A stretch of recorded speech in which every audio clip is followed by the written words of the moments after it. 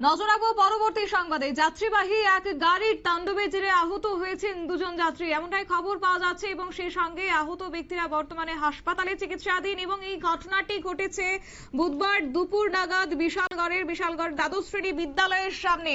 Commander গাড়ির তাণ্ডবে গুরুতর আহত হয়েছেন দুজন এবং আহত ব্যক্তি দুজনের নাম মরুনী সাহা, শহীদুল ইসলাম। তাদের ফায়ার সার্ভিস কর্মীরা উদ্ধার করে বিশালগড় হাসপাতালে নিয়ে যায় এবং সেই গাড়িটি প্রথমে পথচারী মরুনী সাহাকে ধাক্কা দেয় এবং ধাক্কা দিয়ে বাইক আরোহী শহীদুলকে ধাক্কা দিয়েছে বলে অভিযোগ। কি রয়েছে এই মুহূর্তের আপডেট শুনুন। আমার গাড়িটা একটু স্পিড আসলো না, কিন্তু ওইখানে দেখতে পাচ্ছিলাম আমার সামনে একটা অন্য গাড়ি ছিল, তো ওইটা মানে এইভাবে এত স্পিডে আসলো যে কমসে কম 70 উপরে আসলো তারা এইটা।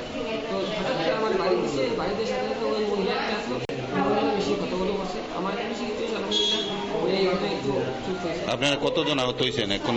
এখন বর্তমানে একটু বেশি আহত হয়েছে, মহিলাটা আমার একটু আপনার নাম কি? বাড়ি আপনার কি আসলো? আমার কি আসলো, আমি চিংড়ি আসলাম। মানে বাইকে আসলেন আপনি? আর কমিউনিটিটা কোন দিকের থেকে আইতে আসলো? ওই বিশ্বমঞ্জুরি দিক থেকে, বিশাল করে দিকে। আপনার কি আনছে এখানে? এখনো আপনারা শুনলেন আহত শহীদুল ইসলামের বক্তব্য এবং তিনি জানিয়েছেন যে সে অল্প বিস্তর আহত হয়েছে, কিন্তু অপরদিকে যে পথচারী ছিল মরুনী সাহা তিনি গুরুতরভাবে আঘাতপ্রাপ্ত হয়েছে। যদিও এই ঘটনার খবর পেয়ে দমকল বাহিনীর কর্মীরা ঘটনাস্থল থেকে তাদের দুজনকেই উদ্ধার করে হাসপাতালে নিয়ে যায় এবং বর্তমানে মরুনী সাহা তার অবস্থা অনেকটাই গুরুতর বলে জানা গেছে, চিকিৎসকরা তাই জানাচ্ছেন।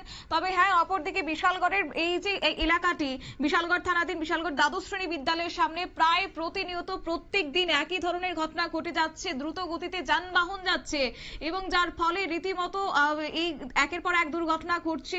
বিভিন্ন সময়ে অভিযোগও তুলছেন স্থানীয় এলাকাবাসীরা, কিন্তু তারপরও সেক্ষেত্রে ট্রাফিক আইন ব্যবস্থা কেন গ্রহণ করা হচ্ছে না বা সেক্ষেত্রে পুলিশ কেন ভূমিকা গ্রহণ করছে না, একাধিক ক্ষোভ কিন্তু উগরে দিচ্ছে বিশালগড়ের স্থানীয় বাসিন্দারা।